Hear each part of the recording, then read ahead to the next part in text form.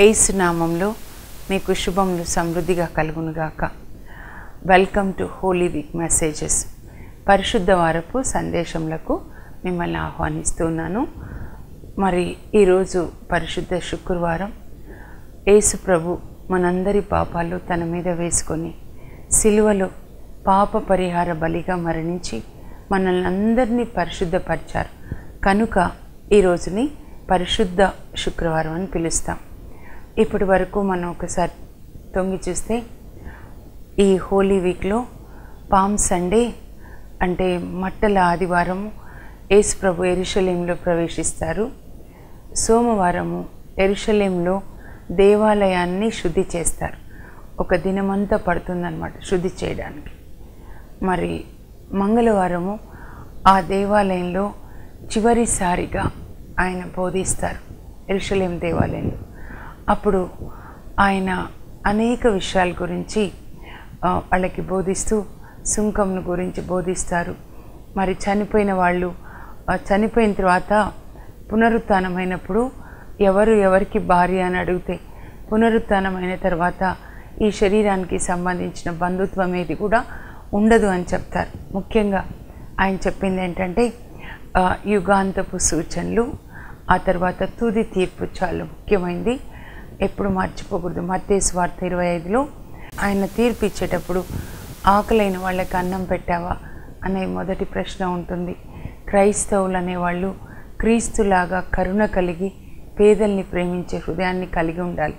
Mother Teresa తల్లికి మించిన మరొక ఉదాహరణ ఈ ప్రపంచంలో ఉండదు, ఉండబోదు కూడా. అలాగే మరి బుధవారం రోజు ఆయన మళ్ళీ బెతానియాకు వెళ్తారు. అక్కడ కుష్ఠరోగి సిమోని ఇంట్లో ఆయన భోజనం చేస్తుండగా మరియమ్మ, మార్తమ్మ సోదరి మరియమ్మ మరి మంచి పరిమళ తైలంతో ఆయనని అభిషేకిస్తుంది. ఆ తర్వాత మళ్ళీ ఆయన తిరిగి యెరూషలేములోనికి వస్తారు.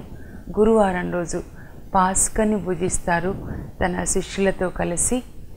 ఆ తర్వాత అందులో ముఖ్యమైనది ఏంటంటే ఇది నా శరీరము, మీరు భుజించండి, ఇది నా రక్తము, మీరు పానం చేయండి, ఇది అనేకుల పాప పరిహారార్థం చిందింపబడనున్న నిబంధన రక్తం, ఒప్పందం చేసుకునే రక్తం.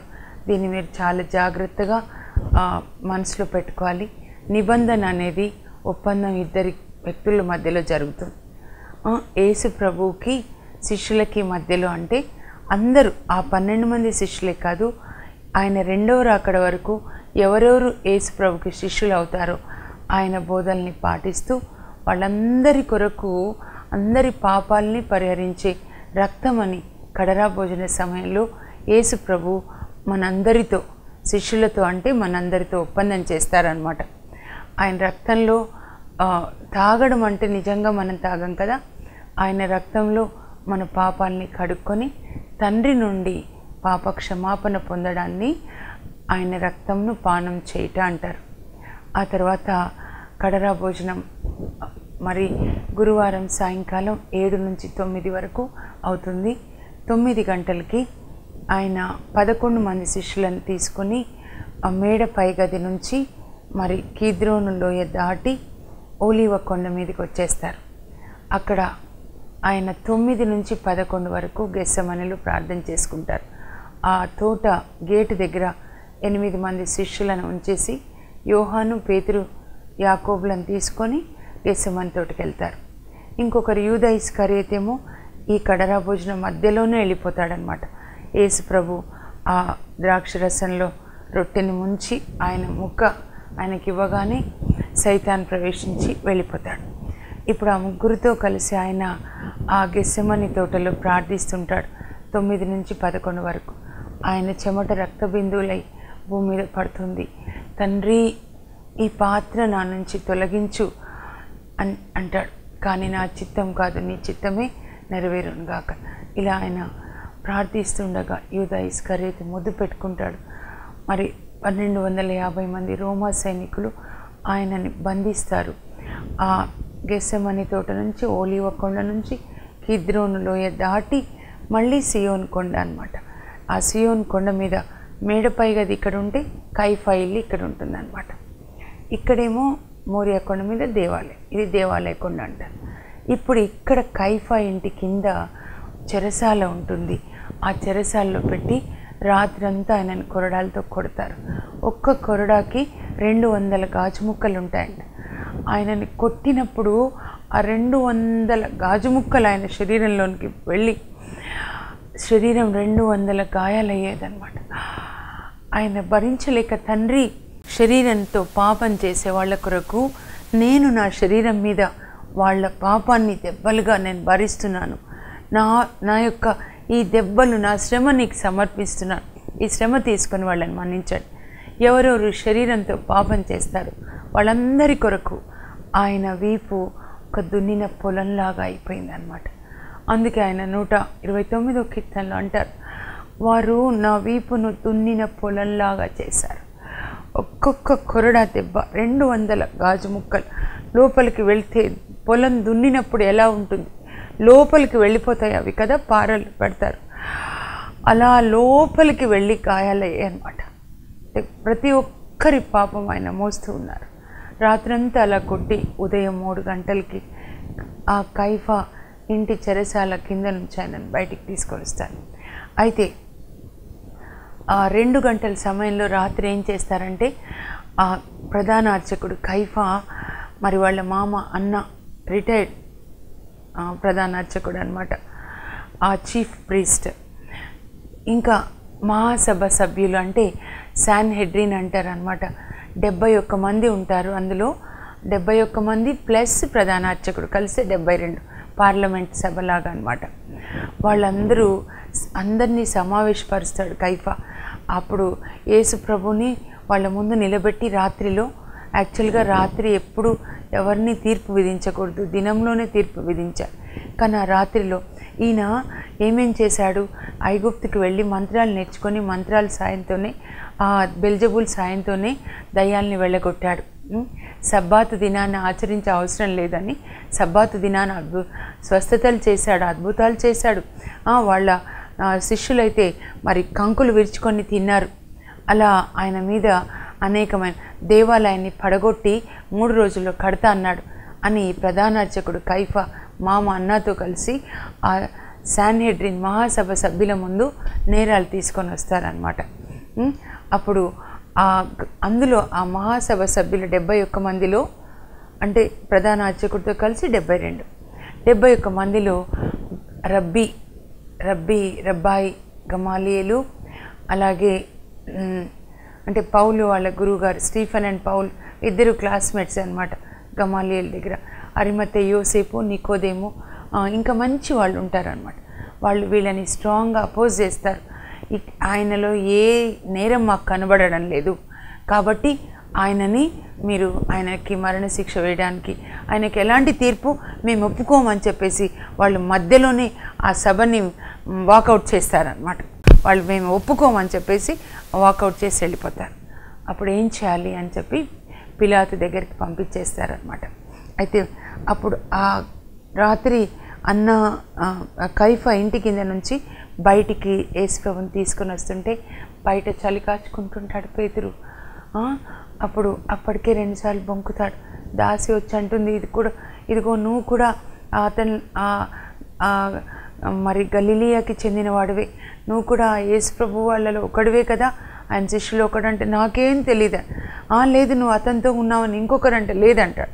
3వసారి ఇంకొక సేవకుడు అంటే నాకు అసలు ఆయన తెలిస్తే ఒట్టు అని తనని తను శపించుకుంటూ ఉంటే అప్పుడే గోడి కొక్కురోకు అని కూర్చుంది. పేతురు గుర్తొస్తుంది. కడరాత్రి సమయంలో, కడరా భోజన సమయంలో, పేతురు నువ్వు నా కోసం ప్రాణం ఇస్తా అని చెప్తున్నావా, నేడు కోడి 3 సార్లు కుయ్యకముందే, నేడు కోడి కుయ్యకముందే 3 సార్లు నీవు నన్ను ఎరగనని బొంకుతావు. ఆ మాట గుర్తొచ్చి కోడి కొక్కురోకు అనగానే అని జ్ఞాపకం చేసుకుని ఇలా తలెత్తుతాడు. అక్కడ బయట ఉన్న పేతురు యేసు ప్రభు అలా ఆ తలుపు దగ్గరికి బయటికి వస్తుంటాడు అనమాట. రక్తం ముద్దలో ఉంటాడు యేసు ప్రభు. రాత్రంతా కొట్టి రక్తపు ముద్దలో ఉన్న యేసు ప్రభుని చూసి ఆయన భరించలేకపోతాడు. ఇంతగా యేసు ప్రభుని కొడతాడని, వాళ్ళు కొడతారని ఆయన ఊహించుకోలేదు. ఆయన అబద్ధాల ఖరీదు, యేసు ప్రభు ఇంత గాయపడ్డారు అని పేతురు ఆయన పశ్చాత్తాపడి వెక్కి వెక్కి ఏడిస్తే ఆయన ఆ కన్నీళ్లు కారి కారి ఆయన చెంపలు గుంటలు పడతాయంట. ఎప్పుడు ఆయన కన్నులు ఎర్రగా ఉంటాయని చెప్తారు. ఆ తర్వాత ఎప్పుడు ప్రతిరోజు 3 గంటలకి కుక్కురుకు అనగానే పేతురు ఉలిక్కి పడి లేస్తాడు. యేసు ప్రభు రక్తపు ముద్దలో ఉన్నట్టుగా పేతురు అని పిలిచినట్లుగా ఆయన కనిపిస్తుందంట. ఇదిగో నువ్వు నన్ను ప్రేమిస్తే నా గొర్రెల్ని మేపు అని యేసు ప్రభు పిలిచినట్లు అనిపిస్తుందని 3 గంటలకి లేచి ప్రార్థన చేసుకొని, ప్రభువా నేను ఎంత ద్రోహం చేశానని ఆయన అలా విలపిస్తూనే ప్రార్థన చేసుకొని వెళ్ళి సువార్తను బోధించేవాడంట. ఆయన పేతురు సువార్త నాకు ఒకసారి ప్రభు చెప్పారు. నేను ఎలా యేసు ప్రభు శిష్యుడయ్యానంటే, నేను చేపలు పడుతుంటే ఇలా వచ్చాను, ఇలా నేను ఎప్పుడు తొందరపడి మాట్లాడతాను, చివరికి నేను ఇలా చేశాను, ప్రాణం ఇస్తా అని చెప్పాను, కానీ ఆయన నెరగనని నేను బొంకాను 3 సార్లు. అయినా కూడా ఆయన నాకు బ్రేక్ఫాస్ట్ తయారు చేసి తిబేరియా సరస్సు తీరాన నాకు భోజనం పెట్టి అప్పుడు పక్కకు తీసుకెళ్ళి నన్ను ప్రేమిస్తున్నావా పేతురు అని అడిగాను. నన్ను ప్రేమిస్తున్నావా పేతురు, నన్ను ప్రేమిస్తున్నావా అని అడిగాను. నేను ఎంతో నొచ్చుకొని, ప్రభువా నీకు అంతా తెలుసు అని చెప్పాను. నువ్వు నన్ను ప్రేమిస్తే నా గొర్రెలు మేపు. నా హృదయంలో ఎప్పుడు అదే మాట, నా గొర్రెలు మేపు. అందుకే వేదనతో నేను సువార్తని బోధించాను. ఈరోజు మిమ్మల్ని అడుగుతున్నారు, యేసు ప్రభుని ప్రేమిస్తే నువ్వు నన్ను ప్రేమిస్తున్నావా అని అడుగుతున్నారు. నిన్నే నువ్వు ప్రేమిస్తే దేవుడు నీకు ఇచ్చిన పిల్లల్ని దేవుని వాక్యంలో మేపు. మిగతావన్నీ ప్రక్కన పెట్టు. డబ్బు కాదు, ఈ లోకం కాదు. మీరు ఎవరైనా యేసు ప్రభుని ప్రేమిస్తే దేవుడిచ్చిన బిడ్డల్ని కూర్చోబెట్టుకొని ఆయన వాక్యంతో ఆయన బిడ్డల్ని మేపండి. వాళ్ళు దేవుని బిడ్డలు. ఆ తర్వాత పిలాతు ఎదుటకి యేసు ప్రభుని తీసుకొని వెళ్తారు. అప్పుడు పిలాతు ఎదుట ఈ కైఫా, ఈ ప్రధాన అర్చకులు, మరి పెద్దలు, ధర్మశాస్త్ర బోధకులు ఆయన మీద అనేక నేరాలు మోపాలని, సుంకం చెల్లించే అవసరం లేదు చక్రవర్తికి అని మొదటి నేరం తీసుకొస్తారు. ఎందుకంటే చక్రవర్తి ప్రతినిధి కదా పిలాతుకి కోపం రావాలని. అసలు చక్రవర్తికి పన్ను కట్టొద్దని చెప్పాడు ఈయన, నేను క్రీస్తునని చెప్పాడు అని చెప్పి నేరం తీసుకొని వస్తాడు. నేరాలు తీసుకొని వస్తారనమాట. అప్పుడు పిలాతు అడుగుతాడు, క్రీస్తునని చెప్తున్నాడు ఈయన అనగానే, నీవు యూదుల రాజువా అని అడిగితే అప్పుడు యేసు ప్రభు అంటారు, అవును నీవన్నట్లే అని చెప్తారు. అప్పుడు పిలాతు యేసు ప్రభుని చూసి రక్తపు ముద్దగా ఉంటాడు. ఆయనకు అర్థమవుతుంది వీళ్ళ అసూయతోనే ఇలాంటి పని చేస్తున్నారు. అసూయతో ఈయనని ఇంత ఘోరంగా అసలు పిలాతు దగ్గరికి తీసుకొని రాకముందు వాళ్ళకే హక్కు లేదు ఆయనను కొట్టడానికి. కానీ కొరడాలతో కొట్టి ఆయనని తీసుకొని వస్తారు.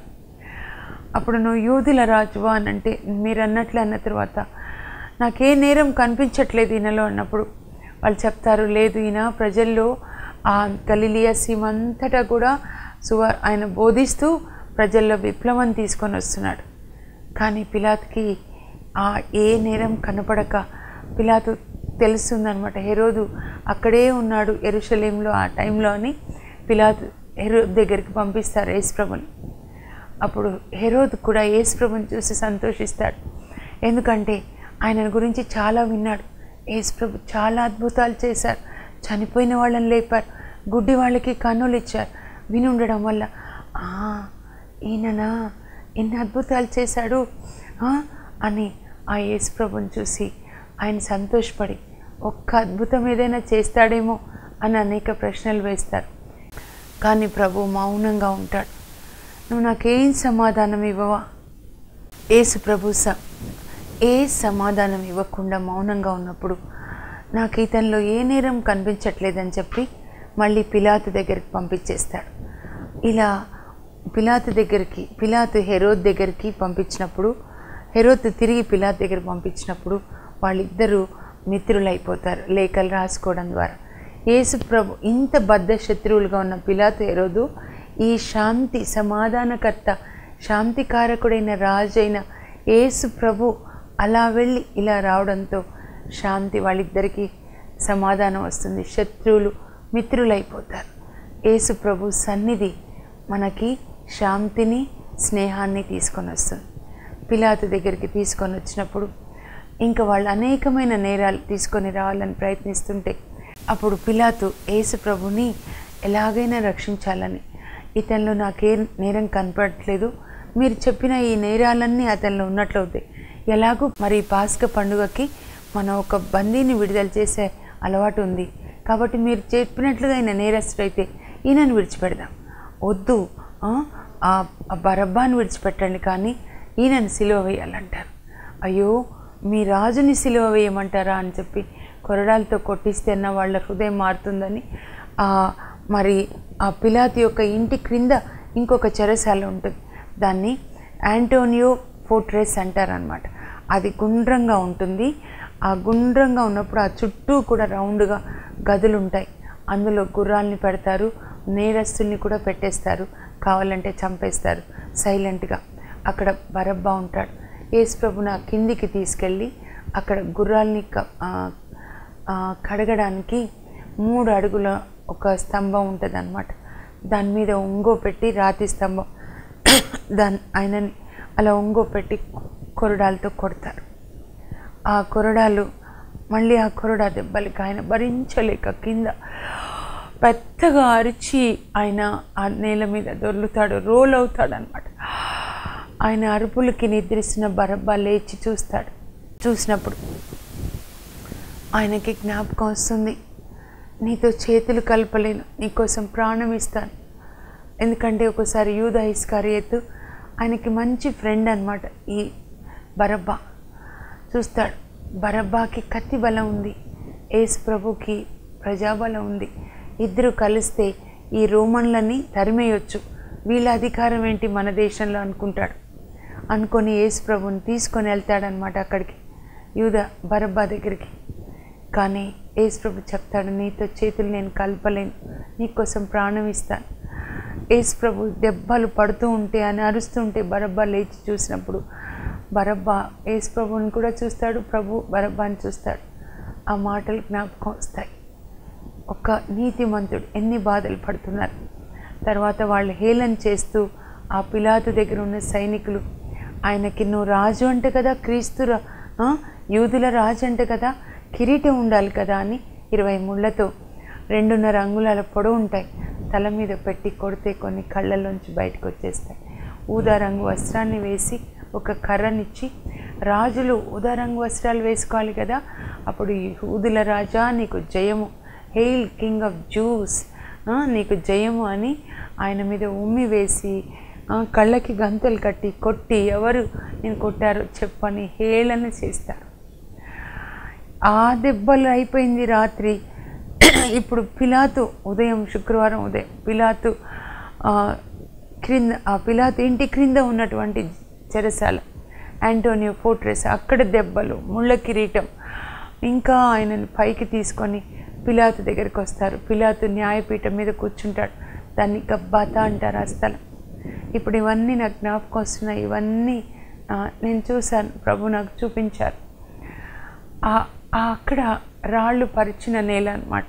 అయ్యో యేసు ప్రభుని చూస్తాడు, అయ్యో పిలాతు చూస్తాడు, ఆ ముళ్ళ కిరీటం రక్తం వస్తుంటే, వీళ్ళు కొట్టిన దెబ్బలకి ఇంకా దెబ్బల మీద దెబ్బలు, అయ్యో మీ రాజుని చూడండి ఎన్ని గాయాలతో ఉన్నాడో, మీ రాజుని చూడండి.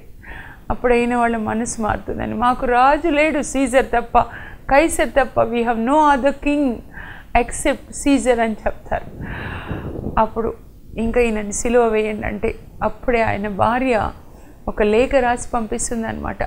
పిలాతు భార్య రాత్రి కలలో ఈ నీతిమంతుని మూలంగా, ఈ నీతిమంతుని కారణంగా నేను చాలా బాధపడ్డానండి. నా కలలో రోమ్లో ఈ రోమన్ల దేవాలయాలన్నీ కూడా అవి చర్చెస్గా మారిపోయి యేసు ప్రభుని ఆరాధిస్తున్నారు. యేసు ప్రభుకి జయము, మృత్యుంజయునికి జయము. ఈ యేసు ప్రభుని ఈ పిలాతు యేసు ప్రభుకి మరణశిక్ష విధించాడు అని వాళ్ళు పాటలు పాడుతున్నారండి. మీరు జాగ్రత్త అని లేఖ రాసు. అది చూసి పిలాతు భయపడి, ఇదిగో ఈ నీతిమంతుని రక్తం విషయంలో నేను నిరపరాధిని అని చేతులు కడుక్కుంటాడు. ఆయన రక్తం మా మీద మా పిల్లల మీద ఉండునుగా కానీ వాళ్ళని వాళ్ళు శపించుకుంటారు.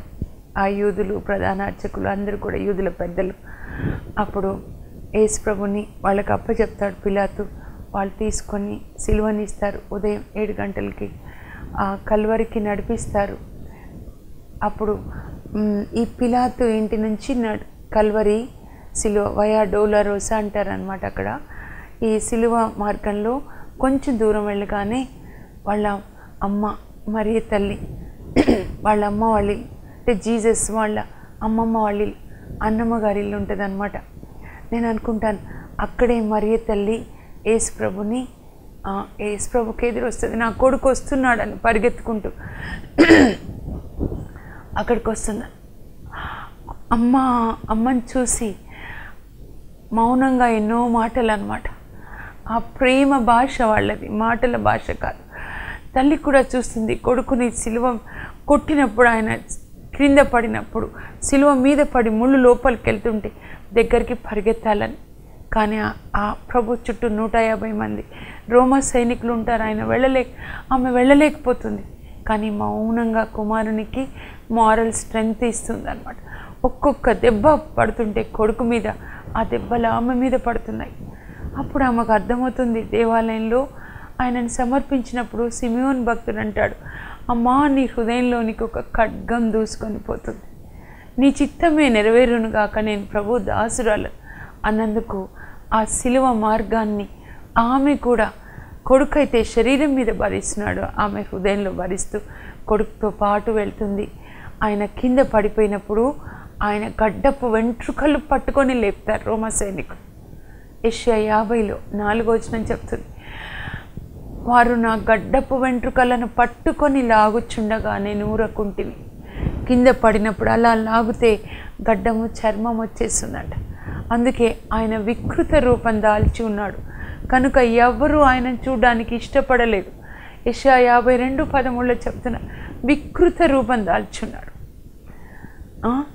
ఆ తర్వాత నేను ఈరోజు వాకింగ్ చేసి వస్తూ ఉంటే ఒక వృద్ధురాలు, ఎంత అసలు అక్కడే కూర్చుని ఉంటుంది రోజు.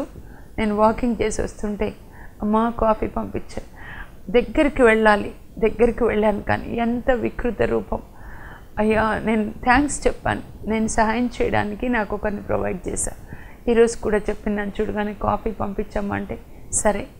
మా అయ్యకు చెప్పాను, వస్తూ టిఫిన్లో కొంచెం చపాతీ కర్రీ కూడా తీసుకొని వెళ్ళి పెట్టిరాను. ఆ తర్వాత ఆయన శిలువ మీద, కల్వరి కొండ మీద 9 గంటలు అవుతుంది. ఆయన వస్త్రాలు లాగేస్తారు కల్వరి కొండ మీద. నగ్నంగా కన్న తల్లి ముందు, అనేక మంది ముందు కల్వరి కొండ మీద ఆయన నిలబడతాడు. తండ్రి, శరీరంతో నగ్నంగా శరీరాన్ని చూపించి వ్యాపారం చేసిన బిడ్డల్ని మన్నించు. వాళ్ళ కొరకు నేను నా కన్న తల్లి ముందు నగ్నంగా నిలబడ్డాను. 33.5 సంవత్సరాల వయసున్న యేసు కన్న తల్లి ముందు, అనేకుల ముందు నగ్నంగా నిలబడినప్పుడు ఆయన కన్న తల్లి ఆమె పై వస్త్రాన్ని తీసుకొని వెళ్ళి రోమా సైనికులను నెట్టివేసి వెళ్ళి తన కుమారునికి ఆ క్రింద భాగాన్ని కప్పుతుందంట. సిలువలో మనం చూస్తాం యేసు ప్రభు క్రింద భాగాన్ని, ఆ కుమారుని షేమ్ని ఆమె కప్పేస్తుంది అనమాట. ఆ తర్వాత ఆయనని ఆ చేతులలో మేకులు దిగబడినప్పుడు, కాళ్ళలో మేకులు దిగబడినప్పుడు ఆయన సమర్పించాడంట. చేతులతో పాపం చేసేవాళ్ళు, వ్యభిచారం చేసేవాళ్ళు, డబ్బులు అకౌంట్స్ మ్యానిపులేషన్ చేసేవాళ్ళు, భార్యల్ని కొట్టేవాళ్ళు, ఎవరెవరో వాళ్ళందరి కొరకు తండ్రి రక్తం, నా చేతుల్లోంచి వచ్చిన రక్తం తీసుకొని వాళ్ళ చేతులని రక్తపు ముద్రతో వాళ్ళని శుద్ధి చేయి. తర్వాత కాళ్ళలో మేకులు దిగబడినప్పుడు వచ్చిన రక్తం తండ్రి పాపపు స్థలాలకి, పబ్ సెంటర్స్కి, పాపపు స్థలాలకి వెళ్ళి, సినిమా థియేటర్స్, అవన్నీ సేటనిక్ ప్లేసెస్కి వెళ్ళి పాపం చేసేవాళ్ళకి, త్రాగుడు క్లబ్స్కి వెళ్ళే వాళ్ళ కోసం, ఎవరెవరు పాపం చోట్లకి వెళ్తున్నారో వాళ్ళ కొరకు రక్తం చిందిస్తున్నారు. అప్పుడు ఆయనని ఆ సిలువని కల్వరిలో తవ్వినప్పుడు పుర్రె దొరికిందంట. అది ఎవరిది అని రీసెర్చ్ చేసినప్పుడు సైంటిస్టులు అది ఆదాము పుర్రె అన్నారు. కల్వరి అంటే పుర్రె, స్కల్ అని అర్థం అనమాట. అప్పుడు అంటే ఆయన ఉదయం 9 గంటల నుంచి మధ్యాహ్నం 3 వరకు 6 గంటలు సిలువలో వేలాడుతున్నప్పుడు అందరి పాపాలు ఆయన మీదకి వస్తున్నాయి. లోక పాపములను మోసుకొని పోవు దేవుని గొర్రెపిల్ల. ఆదాం దగ్గర నుంచి చేసిన పాపం, మనిషి పాపం చేసినప్పుడు పాపం గాలిలో ఉంటుంది, మీకు తెలుసా? అందుకే కొంతమంది పాపం మీద పాపం చేసినప్పుడు ఆ ఇంట్లో గాలిలో పాపం ఉండి వాళ్ళు నిద్రిస్తే నిద్ర రాదు, వాళ్ళకి డబ్బు ఉంటుంది కానీ ఆరోగ్యం ఉండదు, వృద్ధాప్యం. దుష్టుల end will not be good, righteous people end will be good. ఆ ఇంట్లోనే ఉంటుంది. అందుకే ఇంట్లో మాకు పీస్ లేదు, భయం ఉంది అంటారు కొంతమంది. అందరి పాపాలు ఆయన తీసుకుంటున్నాడు. అందరి యెషయా 53:10 ఆయన పాప పరిహార బలిగా మరణించాడు అని రాయబడి ఉంటుంది. యెషయా 53 ఈరోజు మీకు చదువుకోవాలి. అందరి రోగాల్ని ఆయన తీసుకున్నాడు. యెషయా 53:5 ఆయన పొందిన దెబ్బల ద్వారా మనకి స్వస్థత. గలతీలు 3:13 ఆయన సిలువలో శాపమై మరణించి ధర్మశాస్త్రం మనకి తెచ్చిపెట్టిన శాపం నుండి మనకి విడుదలనిచ్చాడు. తర్వాత ఆయన మరణము, ఆయన మన మరణాన్ని అంటే రెండవ మరణాన్ని తీసుకొని మనకి జీవాన్ని ఇచ్చాడు. ఆయన జీవం ఇవ్వడానికి, సమృద్ధి జీవం ఇవ్వడానికి నేను వచ్చానని యోహాన్ 10:10 చెప్పాడనమాట. మొదటి మరణం అంటే శరీరం ఆత్మ నుంచి వేరు కావడం అన్నమాట. దాన్ని మొదటి మరణం అంటారు. అప్పుడు శరీరం మట్టిలోకి వెళ్ళిపోతుంది. రెండవ మరణం అంటే పాపంలో ఒక వ్యక్తి మరణించినప్పుడు ఆ వ్యక్తి నరకంలో కాలుతుంటే దాన్ని రెండవ మరణం అంటారు. మీరు ప్రకటన గ్రంథం 2:10 చూడండి. రెండవ మరణం ఉండదు ఈ లోకంలో శ్రమలు పడిన వాళ్ళకి. దాన్ని తప్పించడానికి వచ్చిన లోకరక్షకుడు. మీరు అర్థం చేసుకోండి, లోకరక్షకుడు పుట్టాడు. యేసు పుట్టినప్పుడు చెప్పారు, రెండవ మరణాన్ని తన మీద వేసుకున్నాడు. మన పేదరికం తీసుకొని తన ఐశ్వర్యాన్ని మనకిచ్చాడు. సిలువలో ఇవన్నీ కూడా ఆయన తీసుకున్నాడు. మళ్ళీ చెప్తున్నాను, మన పాపం, మన రోగం, మన శాపం, మన మరణం, మన పేదరికం. 2 Corinthians 8:9 పేదరికం తీసుకొని ధనం ఇచ్చాడు. ఇవన్నీ ఒకవైపు తీసుకున్నాడు. ఇటువైపు మనకి మన పాపం తీసుకొని మనకి నీతి వస్త్రాన్ని ఇచ్చాడు. మన శాపం తీసుకొని అబ్రహాం దీవెనలోకి మనకి మార్గం తెరిచి పరిశుద్ధాత్మ కూడా తెరిచాడు. మన పేదరికం తీసుకొని ఐశ్వర్యాన్ని ఆయన మనకి ఇస్తున్నాడు. మన రోగం తీసుకొని ఆరోగ్యాన్ని ఇస్తున్నాడు అనమాట. 53:5 ప్రకారం. అందుకే 6 గంటలు వేలాడి వేలాడి చివరికి ఆయన మధ్యాహ్నం 12 గంటలప్పుడు భూమి అంతా చీకటి, పరలోకానికి, ఆకాశానికి, భూమికి మధ్యలో వేలాడుతూ ఆ గాలిలో ఉన్న ఆదాం దగ్గర నుంచి రెండవ రాకడ వరకు యేసయ్యాను నా కొరకు సిలువలో మరణించిన దేవుని కుమారుడు, నా పాపం, నా శాపం, నా రోగం, పేదరికం, నా మరణం, రెండో మరణం నువ్వు మోసావు అన్నప్పుడు అన్నీ ఆయన మీదకి వెళ్తాయన్నమాట. అన్నీ ఆయన తీసుకున్నాడు ఆ రోజు. అప్పుడు ఆయన ఇంకా మధ్యాహ్నం అవుతూ ఉన్నప్పుడు మాట్లాడడం మొదలు పెడతాడు. అందరూ ఆయనను హింసిస్తూ ఎగతాళి చేస్తూ ఉన్నప్పుడు, తండ్రి వీరేం చేయుచున్నారో వీరు ఎరుగరు కనుక వీరిని మన్నించండి, క్షమించండి అని అందరినీ క్షమిస్తారు. ఆ ప్రార్థన తరువాత అందరిలో మార్పు వస్తుంది. ఇంకా తర్వాత ఎవరు ఎగతాళి చేయరు. మీరు చూడండి, కుడి ప్రక్క దొంగలో మార్పు వస్తుంది. కుడి ప్రక్కన తుది తీర్పు, గొర్రెలు, ఎడం వైపున మేకలు ఉంటాయి.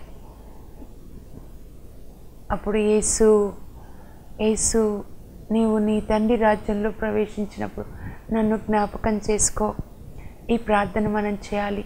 లూకా 22:42 నన్ను జ్ఞాపకం చేసుకో, నా బిడ్డల్ని జ్ఞాపకం చేసుకో, ఈరోజు పరలోకంలో జ్ఞాపకం చేసుకో. అప్పుడు యేసు అంటాడు, నేడే నీవు నాతో కూడా పరదేశిలో ఉంటావు. అంటే రక్షణ ఇస్తున్నానని అభయం ఇస్తున్నాడు. ఆ తర్వాత ఆయన వాళ్ళ అమ్మ సిలువ క్రింద ఏడుస్తూ ఉంటుంది, కన్నీరు కారుస్తూ, కన్న తల్లి, అమ్మా ఇదిగో నీ కుమారుడు. యోహాన్ అప్పుడే వస్తాడనమాట.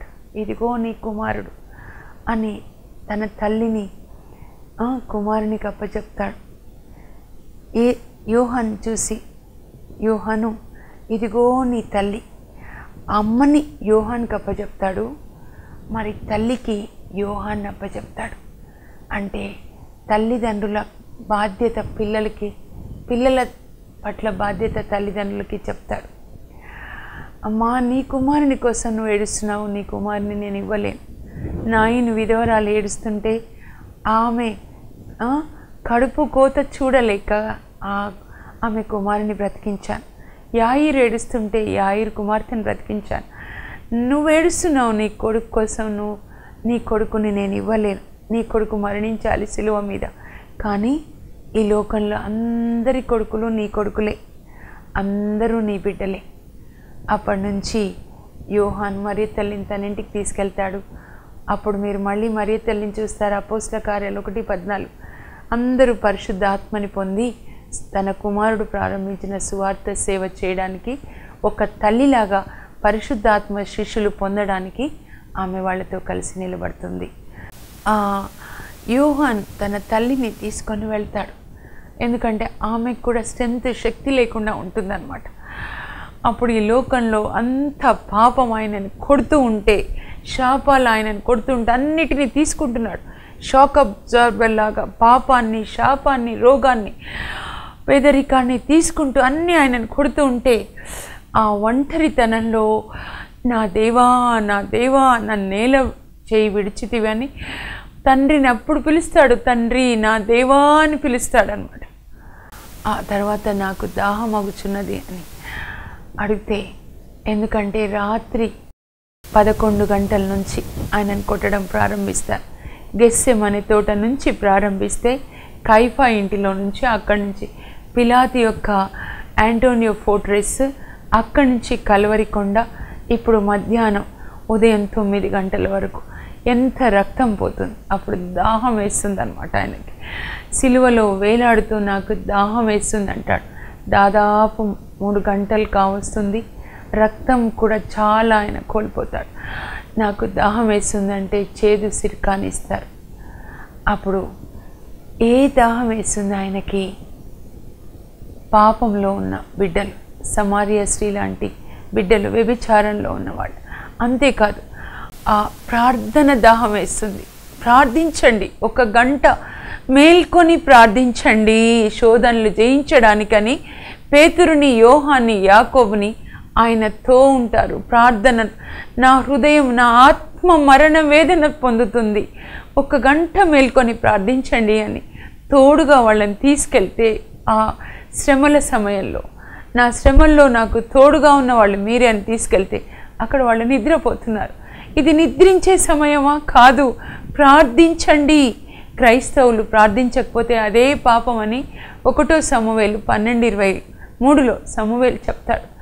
ఆ ప్రజలు మా కొరకు ప్రార్థించండి అని అడిగినప్పుడు ఇజ్రాయిల్, సమూయేలు అంటాడు, if I don't pray on your behalf let it be considered counted as sin in my account.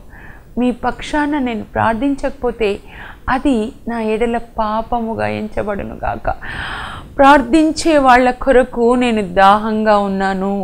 1 గంట ప్రార్థించండి, కుటుంబంగా ప్రార్థించండి. ఆయన శిలువ మార్గంలో స్త్రీలు ఏడుస్తున్నప్పుడు నా కొరకు ఎందుకమ్మా ఏడుస్తున్నారు? రొమ్ములు బాదుకుంటూ మీ కొరకు, మీ పిల్లల కొరకు ఏడవండి. ఏ స్థితిలో ఉన్నారు మీ పిల్లలు? సంతోషపడరా? మీరు సంతోషపడుతున్నారా? వాళ్ళు ఉన్న స్థితిని బట్టి ఆత్మలో ఎదుగుతున్నారా? దైవభీతి కలిగి ఉన్నారా? బైబిల్ చదువుకుంటున్నారా? వాక్యం ప్రకారం జీవిస్తున్నారా? ఎలా ఉన్నారు? మీ పిల్లల కొరకు ప్రార్థించండి. ఈ పరిశుద్ధ వారం ఈ పరిశుద్ధమైన లేఖనాల్ని ధ్యానించుకుంటూ లూకాసు వార్త 19:28 నుంచి 24 అధ్యాయం వరకు మీరు చదువుకోండి. చదివి ధ్యానించి ఆయనతో మీరు ఉంటున్నారు. ఇప్పుడు సిలువ మీద కూడా మీరు ఆయనతో ఉన్నారు, సిలువలో ఆయనతో ఉన్నారు. నాకు దాహం వేస్తుంది, ప్రార్థించే వాళ్ళ దాహం, సువార్త బోధించే వాళ్ళ దాహం, పేదలకి అన్నం పెట్టే వాళ్ళ దాహం, మదర్ తెరీసా తల్లి లాంటి తల్లుల కొరకు నేను దాహంగా ఉన్నాను. ఎవరు నాకు నా దాహం తీరుస్తారు? ఆత్మల దాహం తీరుస్తారు. పేదల ఆకలి దాహాన్ని మీరు తీరుస్తారా? నువ్వు తీరుస్తావా? నా చేతులు సిలువ వేయబడి ఉన్నాయి చూడమ్మా, ఇప్పుడు నీ చేతులు నాకు ఇస్తావా? నీ చేతుల ద్వారా నేను ఆకలి తీరుస్తాను, నీ చేతుల ద్వారా ఆశీర్వదిస్తాను, నీ చేతుల ద్వారా కన్నీళ్ళు తుడుస్తాను, నేనున్నాను ప్రభా అని చెప్పాలి. ఆ తర్వాత ఆయన మాట్లాడతారు. 6వ మాట, సమాప్తమైనది. It is finished. ఏంటి ఫినిష్డ్? సిలువ మీద కొలొస్సీ 2:14 ప్రకారం ఆయన సిలువ మీద సైతాన్ని సిలువ వేశాడనమాట. సిలువ మీద ఆయన అధికారులని, అంటే సైతాన్ రాజ్యంలో ఉన్న అధికారులు అన్నమాట. ఆకాశ మండలంలో ఉన్న అధికారులు, ప్రధానులు, అన్నిటిని కూడా అంధకార శక్తులు సమూహాల్ని ఆయన సిలువ వేశాడనమాట. He has crucified all the evil spirits, సేటన్కి సంబంధించినటువంటి అన్ని అంధకార శక్తుల్ని ఆయన సిలువ వేశాడు. కొలోసి 2:14లో ఆయన అధికారులని, ప్రధానులని నిరాయుధులను చేశాడు. డిజామ్డ్ అనమాట. వాడి దగ్గర ఉన్న ఆంశాన్ని తీసుకున్నాడు, నిరాయుధులను చేసి వాటిని బంధించి అంధకార శక్తుల్ని విజయ యాత్రలో నడిపించాడు. అది ఫినిష్డ్ అని చెప్తున్నాడు. సైతాన్ని సిలువ వేయడం, ఆయన పాదాల క్రింద చితక ద్రొక్కడము సమాప్తమైందని చెప్తున్నాడు అనమాట. డిజామ్డ్ అంటే సైతాన్ దగ్గర ఉన్న ఆయుధాలన్నీ తీసుకున్నాడు. ఆ త్రాగించే ఆయుధము, వ్యభిచారం చేయించే ఆయుధం, ధనాశ, బూతు మాటలు అన్నీ అనమాట. ఇప్పుడు టెర్రరిస్టులని పోలీసులు పట్టుకుంటారనుకోండి, ఇప్పుడే జ్ఞాపకం చేస్తున్నారు ప్రభు. టెర్రరిస్టులను పట్టుకున్నారనుకోండి, అప్పుడు ఏం చేస్తారంటే వాళ్ళని ముందు వాళ్ళ దగ్గర ఉన్న ఆయుధాలన్నీ తీసేసుకుంటారు. అప్పుడు వాళ్ళు ఏం చేస్తారు? ఇంకేం చేయలేరు కదా. యేసు ప్రభు సిలువ మీద అది చేశాడు. కొలోసి 2:14-16 వరకు మీరు చదవండి. ఆ తర్వాత ఇట్ ఈస్ ఫినిష్డ్. ఇంకా ఏమేమి ఫినిష్డ్? దేవుని చిత్తం చేయడం సమాప్తమైనది. ప్రతి ఒక్కరు యేసు ప్రభులాగా ఈ లోకానికి మనం దేవునిచే పంపబడ్డాము. ఈ లోకంలో దేవుడి పని చేసి మళ్ళీ ఆయన దగ్గరికి వెళ్ళిపోవాలన్నమాట. నానా ఇట్ ఈస్ ఫినిష్ నానా, నువ్వు ఇచ్చిన పని నేను పరిపూర్తి చేశాను. అందుకే యేసు ప్రభు చాలాసార్లు చెప్తారు. శిష్యులు ఒకసారి సమార్య స్త్రీతో మాట్లాడుతున్నప్పుడు యోహాను 4:28లో మీకు భోజనం తెచ్చాం తినండి గురువు అంటే, నా భోజనం ఇది కాదులే, నా తండ్రి చిత్తాన్ని చేయడమే నా భోజనం అంటాడనమాట. మీరు కూడా అలాగే. ఇంకేమంటాడంటే యోహాను 5:30లో నేను ఈ లోకానికి వచ్చింది నా ఇష్టానుసారం చేయడానికి కాదు, నా తండ్రి చిత్తాన్ని చేయడానికి. యోహాను 6:38లో కూడా అంటాడు, I have come to do the will of my father, not to do my own will. ఇది మీ అందరూ తెలుసుకోవాలని నేను చెప్తున్నాను. అంతేకాదు హీబ్రూ 10:5-9 వచనాలు కలిపితే యేసు ప్రభు ఏమంటాడు తెలుసా? తండ్రి, నీవు నాకు ఒక శరీరం ఇచ్చావు నీ చిత్తం చేయడానికి. You have given me a body to do your will. I want you my beloved to write this verse of word of Jesus in your heart. దేవుడు నీకు ఒక శరీరం ఇచ్చారు ఆయన చిత్తం చేయడానికి. Don't give this body to Satan. పునరుత్థాన మెసేజ్లో నేను చెప్తాను. ఈస్టర్ తర్వాత మీరు వెయిట్ చేయండి, మేబీ మండే ట్యూస్డే మెసేజ్. అక్కడ ఏంటంటే మీ శరీరంలో ప్రతి అవయవము నీతికి సాధనములుగా వాడండి, పాపానికి కాదనమాట. సమాప్తమైనది. మీరు కూడా చెప్పాలి, తండ్రి నువ్వు నాకు ఇచ్చిన పని సమాప్తమై, ఇదిగో నేను ఒక దైవ సేవకురాలిగా నా పని నేను చేయాలి. దినము రాత్రి ఇప్పుడు 40 డేస్లో ప్రొద్దున ఒక చోట, సాయంకాలం ఒక చోట, 12 గంటలకి ట్రైన్ ఎక్కితే, 2 గంటలకి ట్రైన్ ఎక్కితే, ప్రొద్దున దిగి మళ్ళీ ఇంకొక చోట. రోజు అడుగుతున్న ప్రభా నీ మహిమ శరీరం నాకు దయచేయి. నేను ఇక్కడ రెస్ట్ తీసుకోకూడదు, నీ దగ్గర వచ్చిన తర్వాత రెస్ట్ తీసుకుంటాను. ఇంకా చాలా పని చేయాలి, చాలా పుస్తకాలు రాయాలని. ఆ తర్వాత ఆయన చివరి మాట మాట్లాడతారు. తండ్రి, 7వ మాట, తండ్రి నా ఆత్మని నీకు అప్పచెప్తున్నాను అని చెప్పి బిగ్గరగా కేక వేసి ప్రాణమును వదలెను. ఆత్మని మనం ఎవరికి అప్పచెప్పాలి? తండ్రికి అప్పచెప్పాలి. మొదటి మాట తండ్రి అని పిలిచారు, చివరి మాట తండ్రి. అంత క్లోజ్ రిలేషన్. కానీ పని దగ్గర మాత్రం దేవుని చిత్తం చేశారు. మనందరం మన ఆత్మ ఆయనకు అప్పచెప్పాలి. స్టీఫెన్ కూడా యాక్ట్స్ 7:50లో తండ్రి నా ఆత్మని గైకోను అని చెప్తాడు. ప్రతి ఒక్కరూ మీ ఆత్మ యేసు రక్తంలో కడుక్కొని మరణ సమయంలో మీరు ఈ మాట చెప్పే మరణించాలి. ఆ ఆత్మ దేవుని నుంచి వచ్చిన ఆత్మ తిరిగి దేవుని దగ్గరికి వెళ్ళాలి. ప్రసంగి అంటే ఉపదేశకుడు 12:7లో మట్టి నుంచి వచ్చిన శరీరం మట్టిలోకి వెళ్ళిపోతుంది, దేవుని నుంచి వచ్చిన ఆత్మ దేవుని దగ్గరికి వెళ్ళాలి. యేసు రక్తంలో కడగబడితే మనం దేవుని దగ్గరికి వెళ్తాం, పాపంలో మరణిస్తే నరకానికి వెళ్తాం.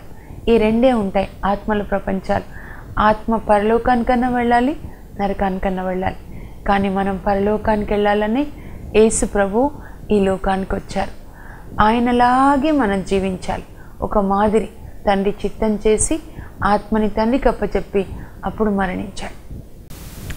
ఇప్పుడు ఆయన శరీరం మీద ఇవన్నీ మోసాడు కదా.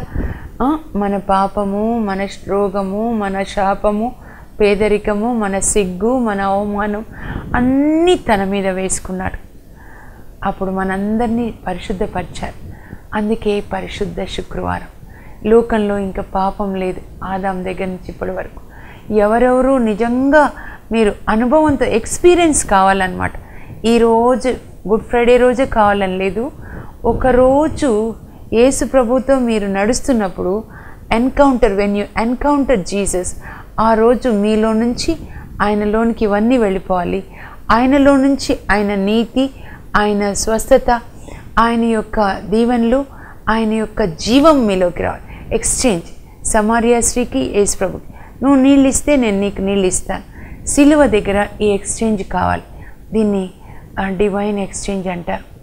అన్నీ మోసి లోకాన్ని పరిశుద్ధపరిచారు. అందుకే ఇది పరిశుద్ధ శుక్రవారం. ఒకసారి మా టీచర్స్ నన్ను అడిగారు, స్కూల్లో నేను టీచర్గా పనిచేసినప్పుడు, జీసస్ చనిపోతే మీరు గుడ్ ఫ్రైడే ఎందుకు అంటారు? అంత కొడతారు, ఆయనని సిలువ వేస్తారు. అప్పుడు నాకు అర్థం కాలేదు ఎందుకు గుడ్ ఫ్రైడే. ఇప్పుడు చెప్పాను ఎందుకు గుడ్ ఫ్రైడే అంటే, అంత బ్యాడ్ ఆయన మీద తీసుకొని మాకు ఆయన గుడ్ అంతా మనందరికి ఇచ్చారు. మన పాపం ఆయన తీసుకొని ఆయన పరిశుద్ధాన్ని మనకిచ్చారు. కనుక పరిశుద్ధ శుక్రవారం. ఇప్పుడు ఆయన శరీరం ఎలా ఉందంటే, శాపాన్ని ఆయన మోసి ఒక శాపగ్రస్తుడిలాగా మరణించాడు. సిలువ మరణం ఎవరైనా పొందితే వాళ్ళని శాపగ్రస్తులు అంటారు. అలా ఆ రోమా చక్రవర్తులు పాపం చేసిన నేరస్తులకి శాపగ్రస్తమైన శిక్షగా ఈ యొక్క సిలువనిచ్చేవాళ్ళు.